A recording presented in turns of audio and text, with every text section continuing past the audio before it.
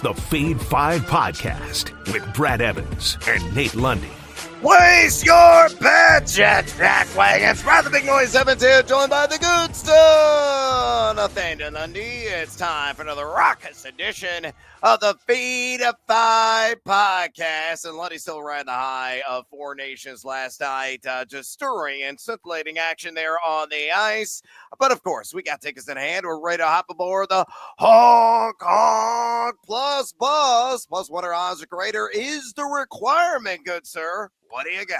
Well, let's go to the ice. Actually, tomorrow, everybody will get back in action. 14 games on the schedule in the NHL for tomorrow. So they've all got today off, but then they get back to work tomorrow, and I'll have some more puck bucks for you coming up. But let's start off in nice plus territory, plus 187 over at DraftKings. These are your matinee, the early games for tomorrow's schedule. Things get underway actually over on the House of Mouse, ABC, tomorrow morning, 10:30 Mountain Time, so 12:30 Eastern, is when we will see Minnesota and Detroit get started.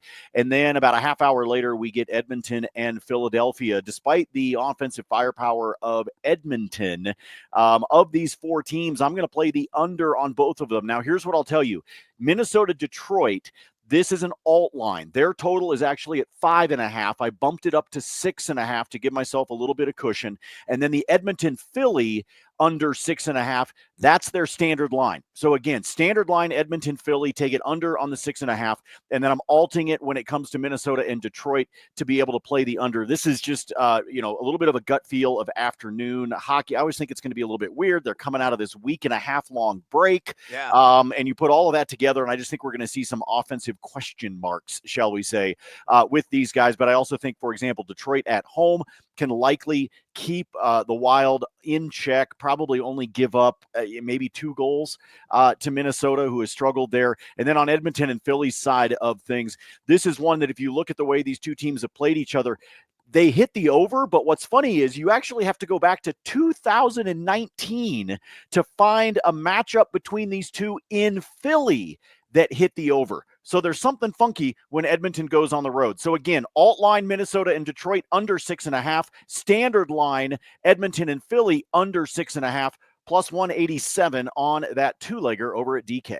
All right, sticking with the slow-going theme, let's talk about a team that's living in Bubbleville right now, but I think they're going to bounce off the bubble and have their name called on Selection Sunday. Nice little value on the board for Oklahoma to make the NCAA tournament. 2-1 odds right now at BetMGM. Not too shabby there. Now, I know what you're thinking.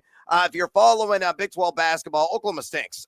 They're only 3-10 in conference play. But recall, the selection committee does not even look at your conference record. It is irrelevant. It's all about the full body of work. And if you look at the nitty-gritty for Oklahoma, it ain't too shabby. Let me go and give it to you. Again, I'm a bracketologist this time of year. I've been doing it for my 17th season. So I look at the same data the selection committee adheres to and also tries to decipher when they're setting, vetting, and scrubbing the field. And I'm trying to get inside the mind of those committee members. Everyone's a little bit different, but I think Oklahoma's got a layup up on the competition. Number 53 overall in the net this season. It's not great, but it's not piss poor either. Number 15 overall strength of schedule. Outstanding in that category. Decent non-con, and number 133. Yes, they're an unsightly, a ghastly 1-6 on the road this season in road matchups, but they're 4-8 in quadrant 1 games. And that's where they really have the advantage over other teams that are living in this bubble universe. Yeah, they got a black eye, the 1 quadrant 3 loss, but there are opportunities galore on the immediate horizon. Let me give you the rest of the season schedule. Mississippi State at home. Kentucky at home. Quadrant 1 opportunity. At Ole Miss, another quadrant run. Coming up here, their third game. Then they finish with Mizzou, who is scorching hot right now. Another quadrant 1, also they're at home. And then at Tennessee, guess what? Also a quad 1. So if they go 2-3 down the home stretch, that's below 500. You get a couple more quadrant 1 wins. You go from like 4-8 to like 6-10. Maybe win a game or two in the Big 12. Maybe add another quadrant 1. As a result of that, they will not be denied. I don't care if they're 77 at Torvik right now.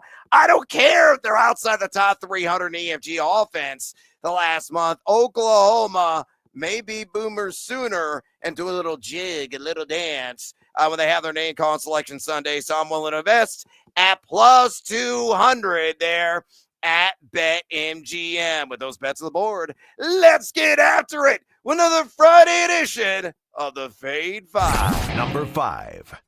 Mosico here on the countdown. Let's go to a team. You want to talk about hot right now. My God. The Wisconsin Badgers are outstanding, and I legitimately believe they're a dark horse to make the Final Four. And no, I'm not just basing off the fact that they shellacked my Illini the last time out. True story, Lenny. I was at the FSGA conference in Las Vegas. I was staying at Circa. And a couple of people came up to me, and they know I'm a college basketball nerd, a geek. This time of year, like, who we betting on tonight? I said, lay whatever you want. Back up the truck if necessary. Minus 3.5 with the Wisconsin Badgers. They're going to whoop my Illini. And sure enough, they won by 19.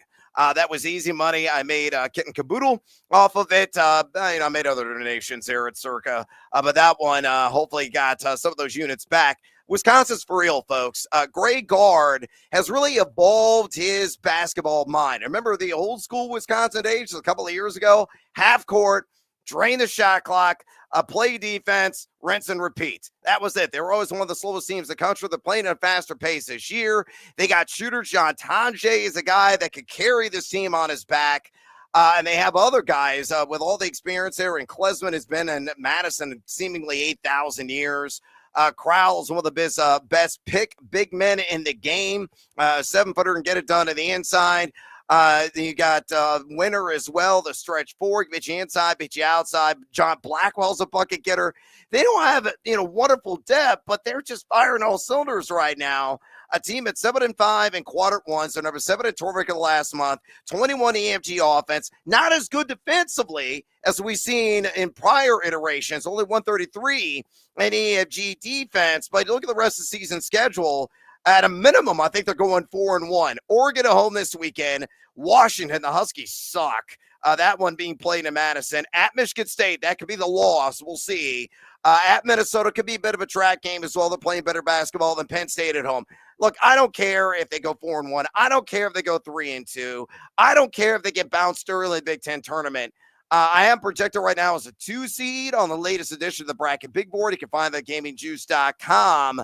If they land on the 2 line, the 3 line, the 4 line, it won't really matter. I don't care what the draw is. I think this team is going to make it to San Antonio, where they know what picante salsa tastes like. I'm a big fan of the Badgers quite a bit this year. Maybe, just maybe, they could be a dark horse as well, Lundy, to cut down the nets. The last Big Ten team did that, Mateen Cleese and company, when Michigan State way back in 2000. So long-winded answer, but give me the Badgers. Bucky, to make the Final Four plus 750 at FanDuel. Lundy FADE follow. Guys, did you just hear him say that was a long-winded answer? Yeah, it was long. I think it went 5 minutes. I don't, folks, I want you to comment on the YouTube page. When does he not do a long-winded answer? When do we not? Like, there's been some times where I've thought about using a stopwatch on this show of how many minutes Brad is speaking, and then how many minutes I'm speaking. Long-winded answer, my ass. Brad, you know as well as I do, this all depends on the region draw. I mean, it just does. That happens for everybody. You find that one team that you don't match up well against, and all of a sudden you're hosed. I think this is good value. I will tell you that at 7.5 to 1. I will absolutely play it from that standpoint. But, we're a month away, a little less than a month away from knowing exactly what those regions are going to look like. I agree with you. You can pop them on probably a 2 line, maybe a 3 if for some reason they slip, which gives them a great path. But who knows who the hell they're going to run into when they wind up running into, somebody by the time we get to the second weekend, right? We're talking Sweet 16, we're talking Elite 8, and all of a sudden they could match up against somebody that's tough for them. This is a good Badgers team. I agree with you 100% there. But to me, this is all about draw. And so we don't know what that's going to look like for a while. But it's 7.5 to 1 for a team that is sizzling right now. Not a bad payday. Yeah, I talk too much because I'm a giant dork. Number 4.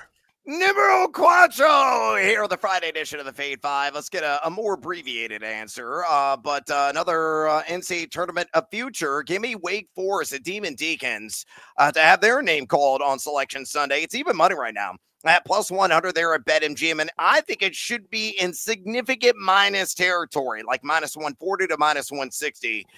Seems more doable, but plus 100. If you're buying what I'm selling, take advantage. Here's the reason why. I know their net is mediocre, number 60 overall, but they played the 57th hardest overall strength of schedule in non-conference. They're number 50 in strength of schedule, and that's a key differentiation point. Some of the teams, the bubble, like Vanderbilt, for example, is like north of 300 in non-con, and that could come back to haunt them. Wake is not so great, but they do have a couple of quadrant ones. They're 2-6 against quadrant one competition this season, 6-4 in true road games. They have a black eye, 1 quadrant 3 loss, which is a drag. But look at the recent season, rest of the season's schedule. At NC State, 0 margin for error there. They got to win that game. And then Virginia, Notre Dame at home. That both should be easy victories. At Duke, probably highly unlikely they're going to win against Cooper Flag and Company inside Cameron Indoor, but you never know. Then Georgia Tech at home. So realistically, this team can go 4-1 down the stretch. They're number 53 in Torvik over last month, 161 EFG offense with the defense, number 32 in EFGD. So if Steve Forbes, only has a 1 loss against the Blue Devils, they win 2 games in the ACC, as lackluster, as down as that conference is. They have done enough because the bubble blows this year, as it does every year, to justify Wake Forest getting in. And by the way, last point I'll make before I turn on Lundy, if you go to bracketmatrix.com, they aggregate like 100 bracketologists, including me, and what their projections are up to the minute. Wake is in like 80% of the brackets. So go with the majority. I think they're trending in the right direction. Again, they can lose at Duke, just win out the rest of the games, and 1 or 2 games the ACC tournament. I think Wake goes dancing at a plus 100 at BetMGM. New World Quattro on the countdown. Lundy, pay to follow. Sure. Oh. I mean, what more do you want? Look, you're the bracketologist here, you jerk. I mean, look, these teams, you're the ones looking at like the rest of the schedule. You wait. Actually, you want to know what I'm going to drop on you in bonus time, the equivalent of you doing this shit to me. Okay. I'm going to throw something at you at bonus time that you're going to go, Lundy, what orifice did you just pull those picks out of? And I'm going to give you plus odds, and I'm going to tell you to follow me just because, just like you're doing right now with Wake. Who does Wake play tomorrow? Do they play tomorrow? Yeah, they're playing at NC State. Oh, okay, there you go. Little ACC North Carolina Tobacco Road kind of matchup. Look, see, I can throw out terminology and things too. Pretty soon, I'll be a bracketologist too. No, I'm kidding. Plus 100, rock and roll, folks. I've told you before, Brad. I go out. I was actually out. My birthday was this week. I was out with a couple of friends. Okay, because the wife is out of town. You want to talk about having fun for your birthday? It's when the wife's out of town. Anyway. I was out with some friends and we were actually talking about some betting stuff. And I told them, I go, look, folks, Brad has a spreadsheet posted for free that you can go access with his picks. And I tell everybody, I'm like, just follow what he does, because the guy knows hoops better than anybody that I know.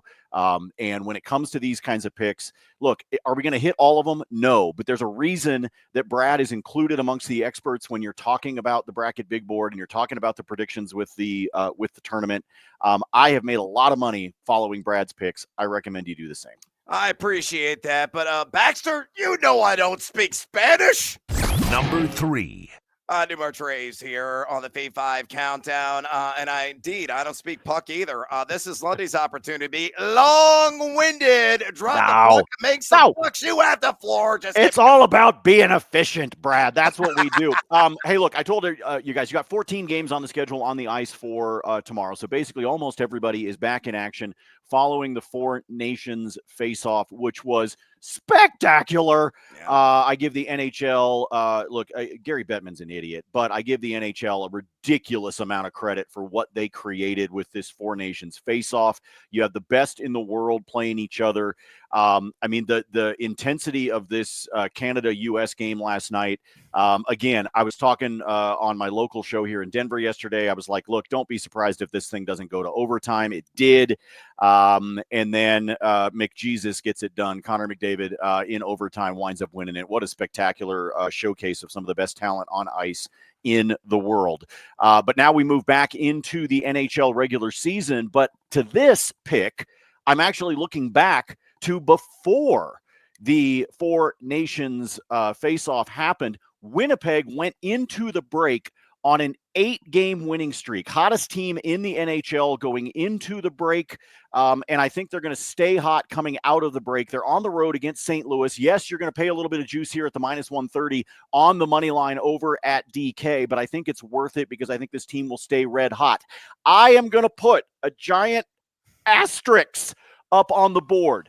And the reason I'm going to do that, folks, is wait to do this bet until tomorrow to see whether or not Winnipeg decides to give Connor Hellebuyck the night off since he just got done playing last night for Team USA between the pipes. If Winnipeg gives him the night off against St. Louis, I will probably stay away from this. I do still think Winnipeg is a much better team than the Blues. But if Hellebuyck is not between the pipes, the best goaltender on the planet right now, then this is one that I probably will look away. I'll find something else amongst that 14-game schedule. But as it stands right now, the expectation is that Hellebuyck will be between the pipes. But if for some reason the Jets want to give him the night off coming out of the Four Nations, then stay away from this one and put your money in a couple other places. I'll give you a couple other ideas. But for tomorrow, pay attention to whether Hellebuyck is between the pipes. If he is, I'm all about Winnipeg winning their 9th in a row. Hey, speaking of Hellebucks, you could probably make him just fading us on thegamingjuice.com. It's my free site. Did I mention it's free? Oh, yeah, I just did. You don't pay a single cent. My always free, always transparent spreadsheet is there. Lundy, last night I made history, personal history, hit over 100 units. I've crossed the threshold in college basketball already this season. It's been amazing. Live betting's been really good to me. And I always toss those in right away. They're on thegamingjuice.com. Lundy's free, always public and transparent spreadsheet also lives there. I've been cranking out hockey content all season. Lundy and Brandon Velasquez. Of course, my bracket big board is updating daily on site and really multiple times every single night this time of year, all the way through Selection Sunday. I'm cranking out game preview picks in which I'm like ice cold in. I think I've lost 7 in a row of those. So every night, that's an L on the spreadsheet, but I'm hitting like everything else. I'm just cursed when I actually write my long-winded rundowns there on thegamingjuice.com. You can ask me a question as well. I will respond. We got all kinds of stuff. And, of course, the podcast lives there. So go to thegamingjuice.com, you jackwagons, and sign up for a free account. Click, converse, and cash. ... Maybe. Number 2. All right, Numero Dos here, the Fade 5 Countdown. Let's try to make it some bucks tonight in college basketball. A couple of decent games. We're going to get to the marquee matchup at Numero Uno, but Numero Dos, the matinee matchup, also not too shabby there as the opening act, and that's a Marquette and Villanova. And I'm going to play this on a same-game parlay built at Caesars. Not quite plus money, but almost there at a minus 103. Give me Marquette on the alt line plus 3.5, and give me the game over on the alt total 134.5. And here is the reason why. Marquette, number 43 in bar Torviker last 30 days. Villanova, number 60 in that category. I know Marquette's been a roller coaster ride, kind of up, kind of down. But Cam Jones, one of the best guards in the nation, and I think he's going to show up and show out as a result. Now, they're only 240 in EFG offense the last 30 days, playing better defensively at 140 in EFGD.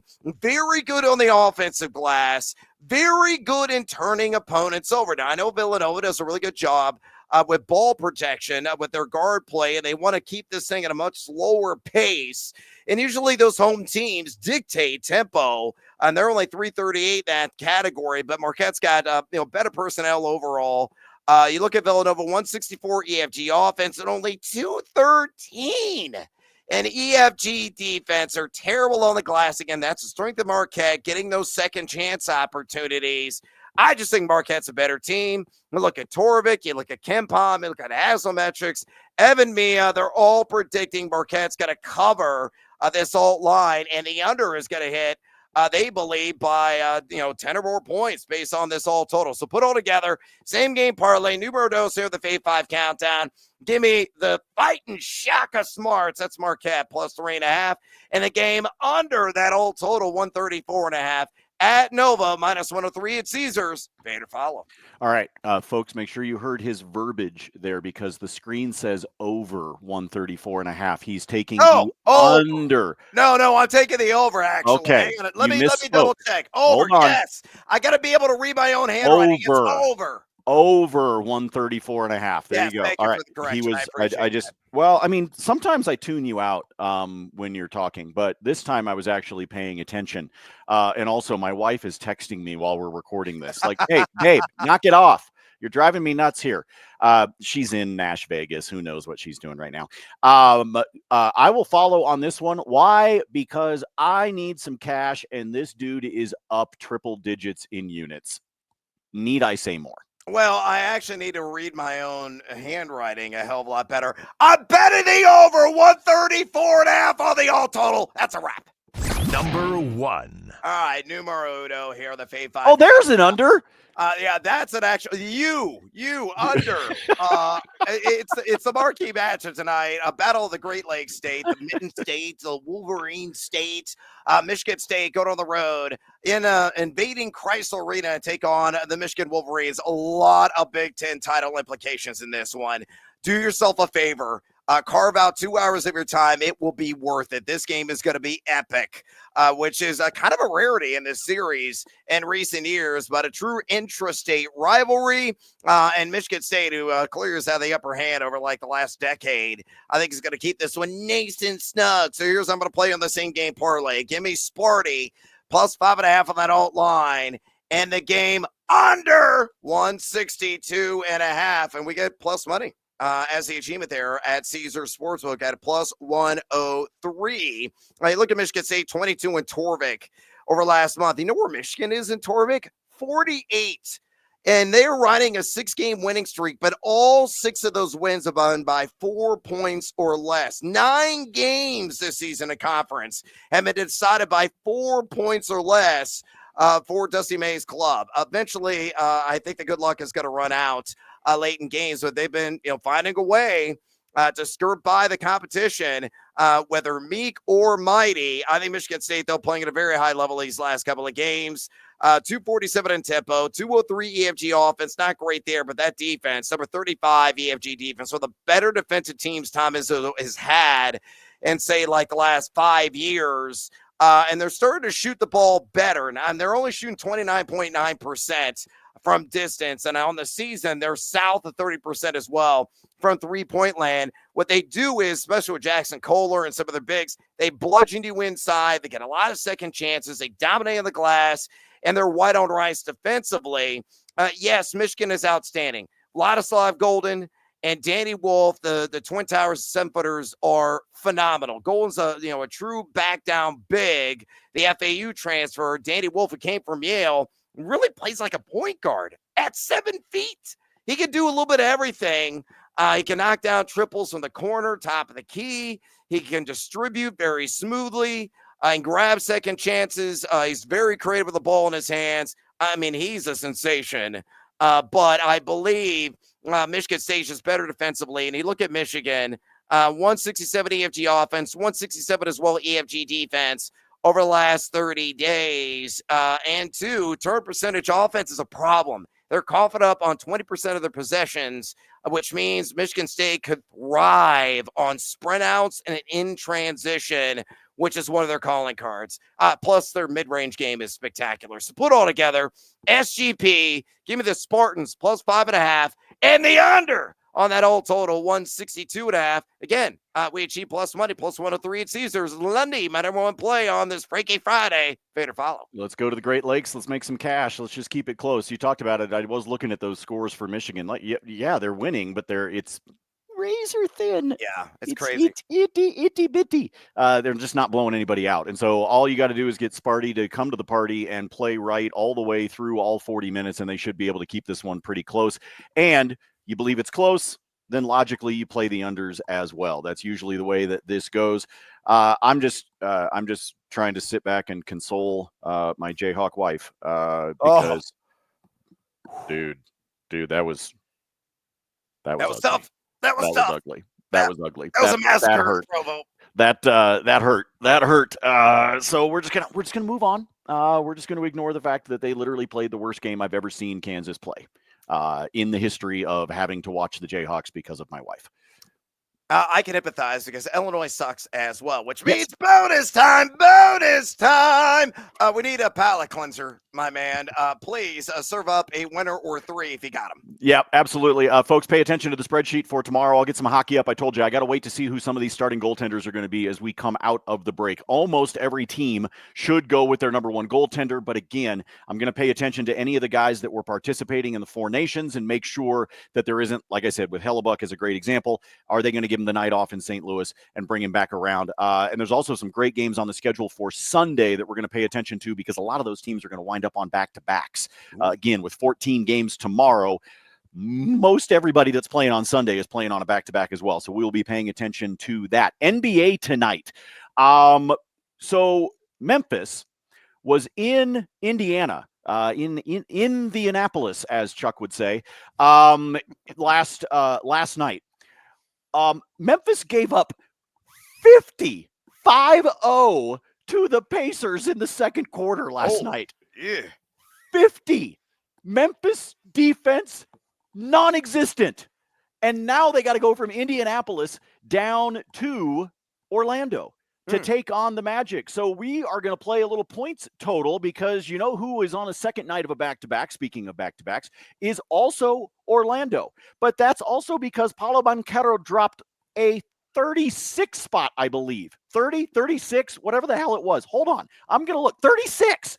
He dropped 36 yesterday against Atlanta, and he also doubled that, by the way. He grabbed 10 boards. So let's see. Memphis isn't playing any defense, and Banchero is hot. So I'm going to take him over 24.5 points tonight against Memphis. Standard juice at DraftKings at a -115. I may also sprinkle a little bit on something for him to drop a 30 burger again, because you can get that at plus odds, plus 120, if you think he is going to hit the 30 mark this evening. A team that is going to struggle putting ball through hoop this evening, the Utah Jazz, who are taking on the Oklahoma City Thunder and the spectacular defense that OKC has been playing this season on the NBA front. So tonight, I'm going to play the under. This is an alt total, but I'm going to take an under 110.5 for the team total for Utah. You get that one at a -130 right now over at DK.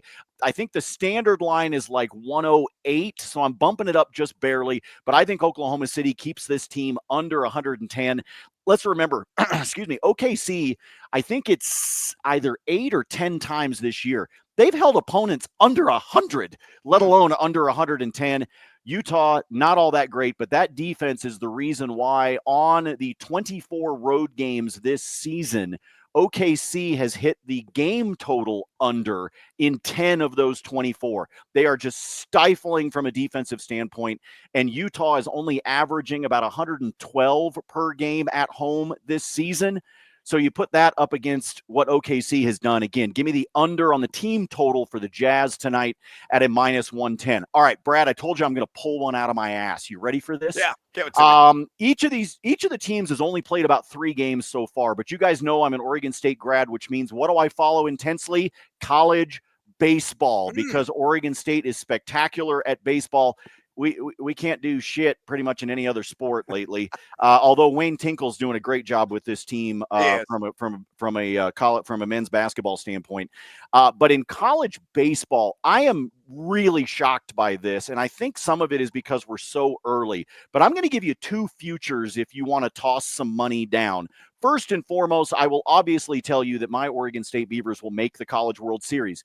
Again, I'm not telling you they're going to win it. I'm just telling you, they got to be one of the final 8 that make it to Omaha. Oregon State is a plus 250.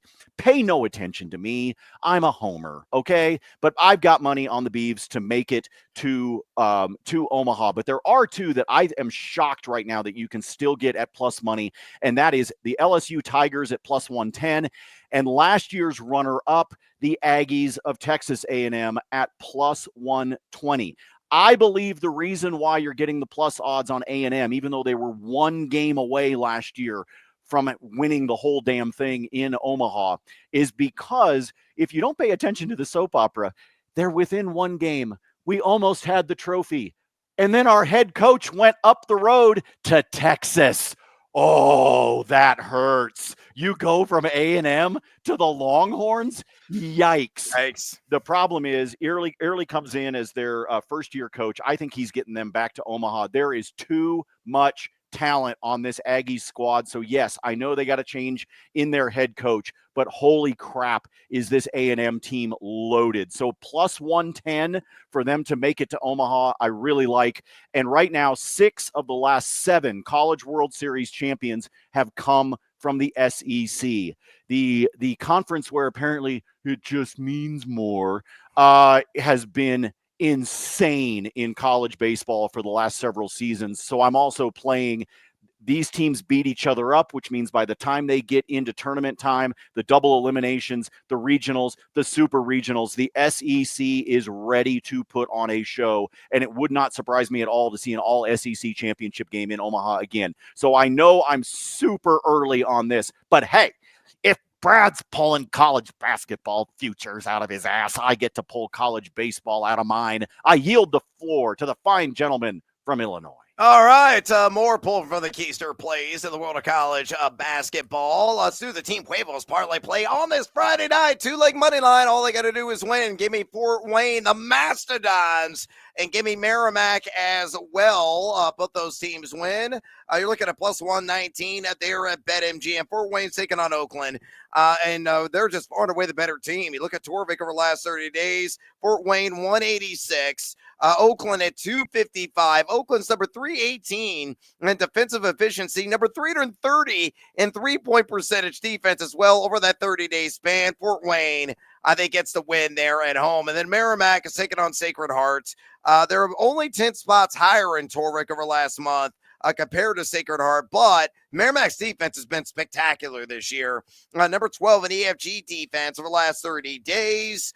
A team that really forces a ton of turnovers, and Sacred Heart, number 329 in adjusted defensive efficiency, giving up 1.169 points per possession. So Merrimack holds home court. Fort Wayne holds home court. That happens. Plus 119 there at BetMGM. One more bonus time. Bonus time. Let's go to the Smarty Pants League, the Ivy. I'm going to lay it with Yale. I grabbed it -9.5 against Cornell. Yale's a class of this conference. I'm hoping they get the auto berth and represent the tournament. They could win a game in the NCAA tournament. They've been dynamite. Number 44 in Torvik the last 30 days, 12 at EFG offense, 25 nationally in EFG defense are in that span. They get a ton of second chances and crashing that offensive glass. They're shooting 41.3% from distance and nearly 57% from 2 over their last 8 games. And you look at Cornell, they're not playing any defense, man. 274 in EFGD. They're going to try to speed Big Red is the Bulldogs up. But I think Yale will easily beat them. I'd be not remotely shocked they won by like 17 or 18. And all I got to lay is 9.5. I will do that. So give me Yale -9.5 at a -110 juice. I will have a shit ton of bets on my always free, always public and transparent spreadsheet, thegamingjuice.com. Once those lines drop and I start building parlays and just get stupid. So check that out. I'll probably have like 15 tickets open in the college basketball Saturday. It's late February. The madness is nearly here. It's time to ramp it up.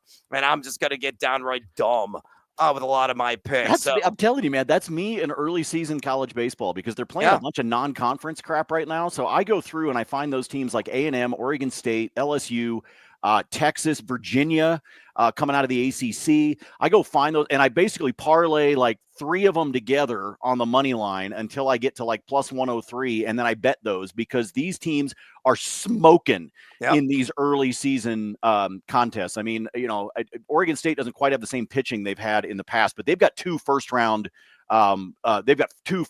dudes in the MLB draft. Their second baseman and their third baseman are both going to be drafted in the first round. These guys can rake, and they're unbelievable in the field. So I'm just taking advantage of early season matchups like what you and I do early in the college football season. Sometimes you just take advantage of the non-cons and use them to your advantage. So, yeah, I'm going to be out there doing stupid shit with college baseball. I love it. We're all about stupid shit all the time here on the Fade 5 podcast, and I'm out of breath, and we are out of time on this show edition. Drop us a rating and a review at your convenience. Always fade to follow us on the X or the Twitter. Follow Lundy at Nate Lundy. Follow me at Noisy Huevos. Go to thegamingjuice.com. And last point, just fade Illinois. They suck right now. Illinois, Kansas, just fade them all. This is why I drink. As always, fade or follow. That is up to you.